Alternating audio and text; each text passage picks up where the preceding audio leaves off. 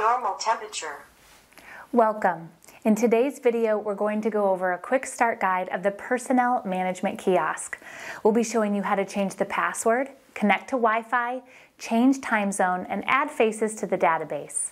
Before we begin, I want to briefly go over the cable connections coming out of the bottom of the head unit.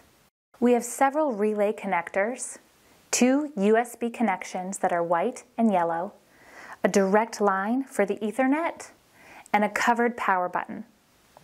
Lastly, there is a DC barrel connector for power. To get started, you'll need a USB keyboard and mouse. I'll be using a combination keyboard mouse that has a left, right, and middle button, and a trackball to use as the cursor. Click the middle mouse button to bring up the application menu. It will prompt you for a password. The default password will be 123456. Then click OK. Since we're going to be working out of the application for a few minutes, we're going to disable the application from automatically starting. In this submenu, we're going to click Application Settings with the left mouse button. This will bring up an expanded menu. Find Password Settings and click.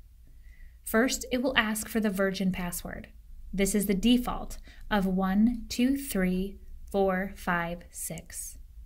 For the purposes of this video, we're going to enter 1 as our new password in the fields. Choose your own denomination. Once entered, click on Save.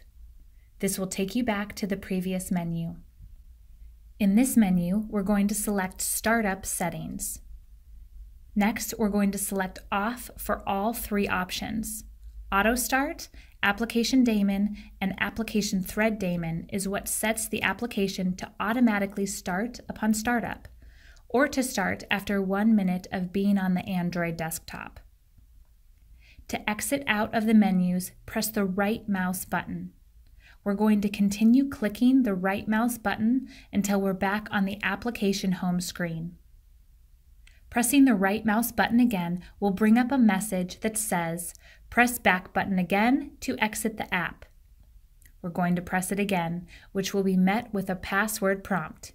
Here, enter in the password that we just changed and press enter. On the Android desktop, click on the gear icon in the bottom middle. This will bring up the settings menu similar to that on Android mobile devices. At the top is where you will find Wi-Fi.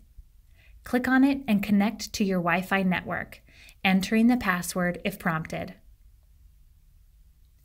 Pressing the right mouse button to go back, we're going to scroll down to find date and time. Toward the top, the automatic time zone will be on by default. Let's turn it off, and moving towards the bottom, we're going to click on Select Time Zone. Scroll to find the appropriate time zone for your location and left-click to select. With the settings in place, exit back to the Android desktop using the right mouse button. We're going to reopen the application by clicking the small up arrow towards the bottom middle above the gear icon. From here, click on MIPS.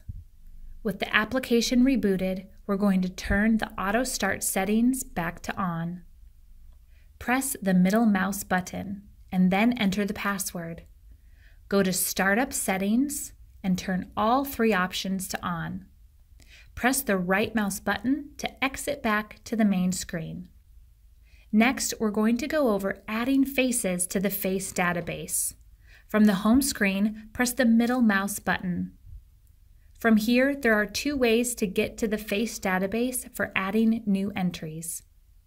First, there is a face data entry. Down at the bottom, there is Face Database. This will show current users added in the database along with their name and ID. In the top right, you'll see Enter Face Information, which will take you to the previous screen. To add a user, have them walk up to the unit until a blue square appears around their face. Click on Collection to snap a picture.